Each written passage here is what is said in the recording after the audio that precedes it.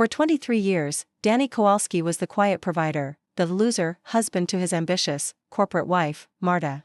Tonight, we look at what happens when the underestimated man gathers evidence and executes a methodical strategy to hold his betrayers accountable. Self-respect is the greatest weapon against betrayal, and Danny was about to arm himself for war. The first blow wasn't seeing his wife with another man. No, it was the audio that came with the images. Marta and her boyfriend, Rick, laughing as they dissected Danny's life, his character, his entire being. Her words were like acid, burning through 23 years of shared history. "He's so pathetic," she sneered, "poor little mechanic won't know what hit him." That one sentence changed everything. It crystallized decades of simmering disrespect. This wasn't just a moment of weakness or a simple mistake. This was a calculated, cold-blooded plan to not only leave him, but to financially cripple him in the process. The betrayal wasn't just in her actions, it was in her contempt. And for Danny, that was the ultimate declaration of war. But Danny didn't lash out. He didn't smash things or scream. He took that white-hot fury and went to his old boxing gym, a place he hadn't been in years. As he hit the heavy bag, the rage transformed into something else, something colder, sharper. It turned into a strategy. His objective was clear and twofold: information and reputation control. He wasn't going to be a victim. He was going to be the architect of their downfall. Phase 1 was intel gathering. First, he needed to know his enemy. He dug into Rick Patterson's life and discovered the successful facade was a mirage. Rick was drowning in debt, with maxed-out credit cards and late rent payments. He wasn't a partner, he was a parasite, looking for his next host. Second, Danny leveraged his local connections, the network he'd built over years as a reliable mechanic. A quick chat with an old friend who knew Rick's building manager revealed a critical weakness: the location of the spare key. Third, he set the trap. Armed with this knowledge, he planted a tiny, voice-activated digital recorder in Rick's condo. Their own arrogant whispers, their plotting and scheming, would become his most powerful weapon. They were so sure of his ignorance, they never saw the quiet counterattack coming. Before launching his final strike, Danny secured his narrative. He knew how small towns worked, how gossip could spread like wildfire. So he lit the first match. He planted seeds of doubt with the neighborhood's most connected gossips, Mrs. Chen and Mrs. Falco.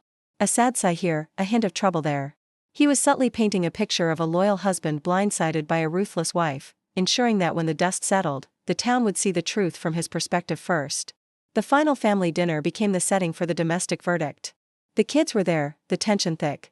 When his son, Ross, innocently asked if they were divorcing, Danny dropped the bomb. "I know about Rick." He didn't yell. He didn't create a scene. He simply slid a folder across the table. Photos.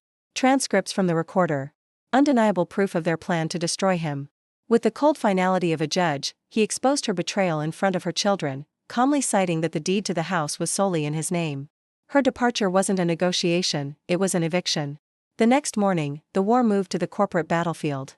Danny, dressed in his clean work clothes, walked calmly into Hartwell Industries, the company where Marta was a rising star. He didn't ask for money or make a scene. He simply asked for her vice president and delivered a manila envelope filled with evidence. But he added a masterstroke of his own, a carefully crafted lie. He told the VP that he'd overheard Rick bragging about getting confidential company data from Marta. It was a lie built on a foundation of their treachery, and it was believable. By 5 o'clock that evening, both Marta and Rick had been fired for corporate espionage. Rick's life crumbled first. The smooth-talking boyfriend, now jobless and facing threats from the people he owed money to, came crawling to Danny's garage. He offered money, begging Danny to call off the dogs. Danny refused every cent. He demanded only one thing: Rick's total and immediate disappearance from town. And just like that, the parasite was gone. In the end, Marta tried to come back. She stood in his garage, begging, crying, pleading for a second chance. But when Danny looked at her, he didn't see the woman he had loved for 23 years. He saw a stranger wearing his wife's face.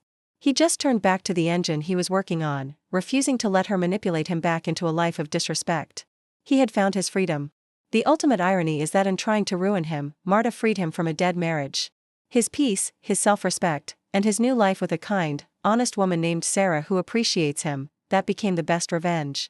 The moral verdict is yours. The verdict zone is open.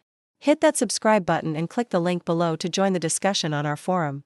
Check out more stories like this on the Verdict Zone channel. Your story could be next.